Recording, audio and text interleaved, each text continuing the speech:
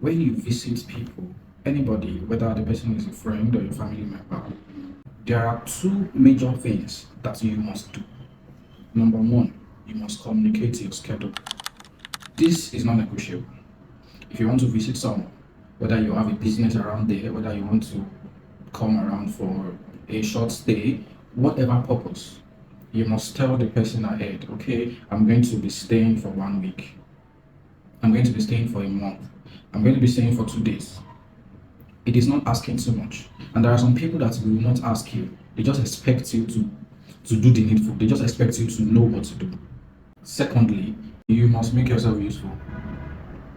Now, this depends on the person that you are visiting and all that. If it is someone who has a child or someone who has a baby or anything, there are various ways to help. You can get baby things, you can help to carry the baby if you're allowed to. You can just make yourself useful. Not disturbing them is being useful. That means they are not stressing themselves. They are not stressing themselves because you're around. Do you get it? So about communicating your schedule, change is constant, right? I mean, anything can come up at any time, but you must constantly give the person an update without asking. I'm not sure this is too much to do because you are coming into someone else's space. If I come to your place and I say, oh, my plan is to stay for the weekend, if anything changes, I must tell you without even asking. Oh, okay, what I wanted to do, there was a slight delay in so and so. That means I have to stay a bit longer, maybe 2 days. That makes sense.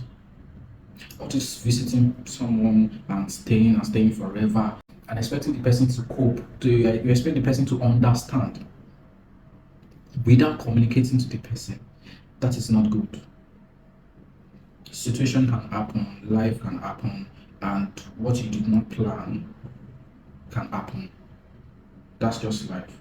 But if you do your best, if you try to communicate, oh, I'm sorry, or this, but when people visit and they don't even care, if you are visiting someone that is very neat, you have to come up to that level.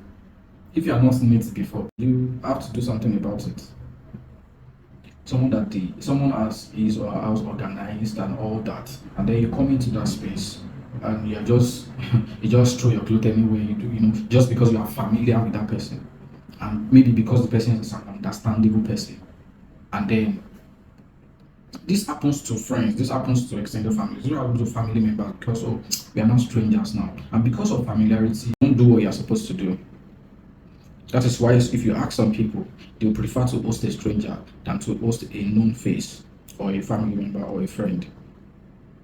Because when the old things changes, you try to correct and you try to fight and you try to do something about it, and then manipulation start coming in. Oh, I thought you were my friend. Oh, I thought you were supposed to understand, and different things like that. Be helpful as much as you can within your capacity.